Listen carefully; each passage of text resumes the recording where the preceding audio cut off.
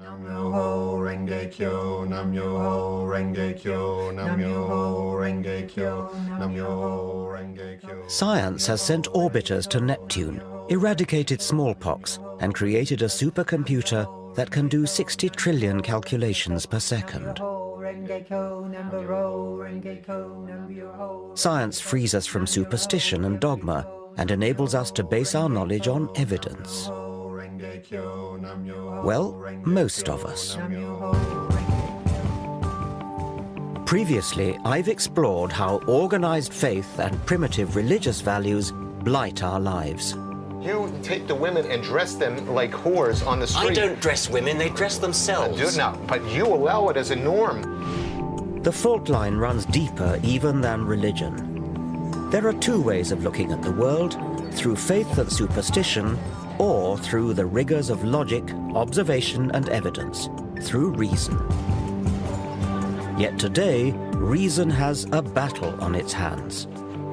I want to confront the epidemic of irrational, superstitious thinking. Would you understand somebody on the spirit side with the name Charles? I believe that I give... You really believe it? I believe absolutely Seriously, 100% that it's true, because it's been proven to me against my rationality. It's a multi-million-pound industry that impoverishes our culture. Astrology leans toward the divine and the sacred, words which I know you don't like very much. And throws up New Age gurus who exhort us to run away from reality. The tree-ness is the spiritual quality. Or the rockness. Or the rockness. Yeah.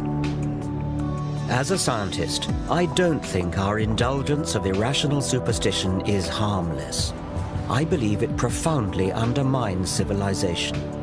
Reason and a respect for evidence are the source of our progress, our safeguard against fundamentalists and those who profit from obscuring the truth. We live in dangerous times when superstition is gaining ground and rational science is under attack. In this program, I want to take on the enemies of reason.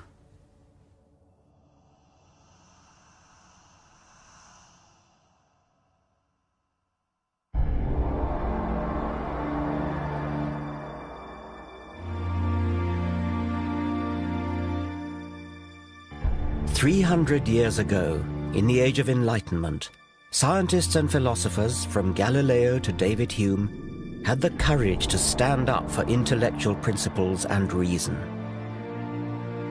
The rational science they pioneered has given us tangible benefits. Everything from antibiotics to electricity, sewage systems to sat-nav. And it's not just material progress. Increased life expectancy, health and leisure provided by modern medicine and industrial technology have given more people more time than ever before to educate themselves, express their creativity, and ponder existence. And yet, into this better world that reason has built, primitive darkness is coming back, a disturbing pick and mix of superstitions. Where better to start my journey than a New Age fair? Hello, what do you do? What sort of readings do you do? All kinds. I do the tarot, and then I also do the crystal ball. This is George. Hello. What can you do for me? All right, well, we can take out our photograph. All right, I'd like that, yes. What do I do? Just sit on the throne there? Just take a seat, please. Shall I take my glasses off? Oh, what have you got here? Right, now, you have got a couple of spirit guides around you at the moment, because I think there's something in your life changing, but I think this is about you as well, being more comfortable with yourself. Now, what you have here is you have somebody in spirit who's really, really close to you, and they've got their arms around your neck. Well, that's very nice to know.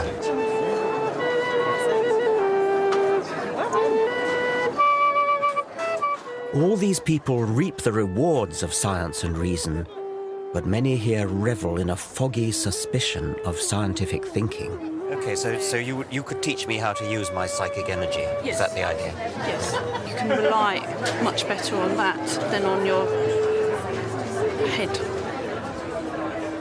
Irrationality is woven into the fabric of modern life. We unthinkingly indulge unscientific delusion. I'm the rather schizophrenic Gemini. Aquarius. Pisces. Astrology is so pervasive that just about everyone has been indoctrinated with the alleged character of their star sign. They're fiery, a bit unreliable, they love traveling, they're very expansive, they're quite spiritual. Loyal, spend too much money, good leader.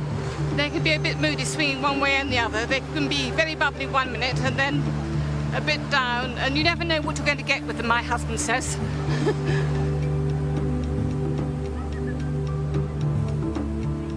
A full quarter of the British population claim to believe in astrology.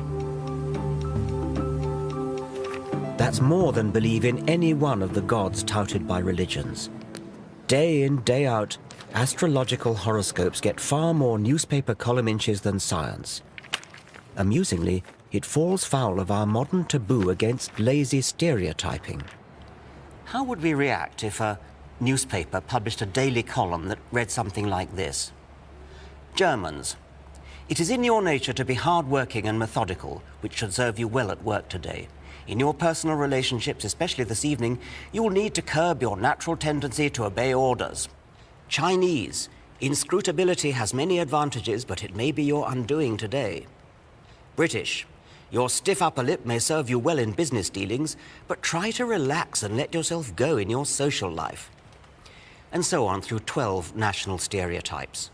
Of course, the astrology columns are not as offensive as that, but we should ask ourselves exactly where the difference lies.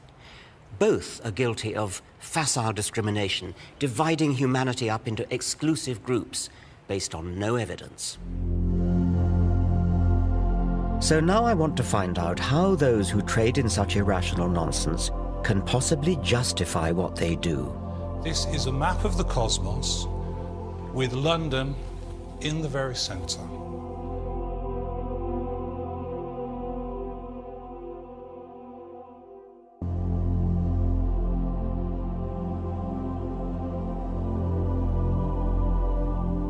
I always thought that by the 21st century, science and reason would have long since cleaned up.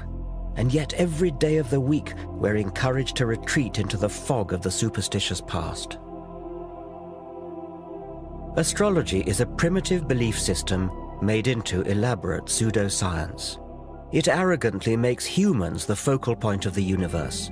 The movement of planets is supposed to signify petty developments in our career or love life. It was developed in the 2nd century AD by the philosopher Claudius Ptolemy and has not moved on since, despite the discovery of new planets and despite a shift in the Earth's rotational axis that has thrown Ptolemy's zodiac out by 23 degrees. You could ask a question. You could say, who has stolen my money? It never made sense when it was first invented, and it makes even less sense now. Read it off as though you mean they get it right. Do you think there's an actual physical influence of the planets that somehow beams down and influences us, people? I think it's very hard to see that. I think if you try to understand astrology as a causal agent, right, I think that's hard to imagine how that would happen. I think you have to look at the planets as signifiers. When you look at the movement of Saturn around the zodiac, it's a very strong signifier of what's going on in individual lives. I don't even understand how they could possibly be signifiers. I mean, how could the rise of Saturn possibly be a signifier for something that's going on physiologically in a person's body? The position of planets in the signs of the zodiac.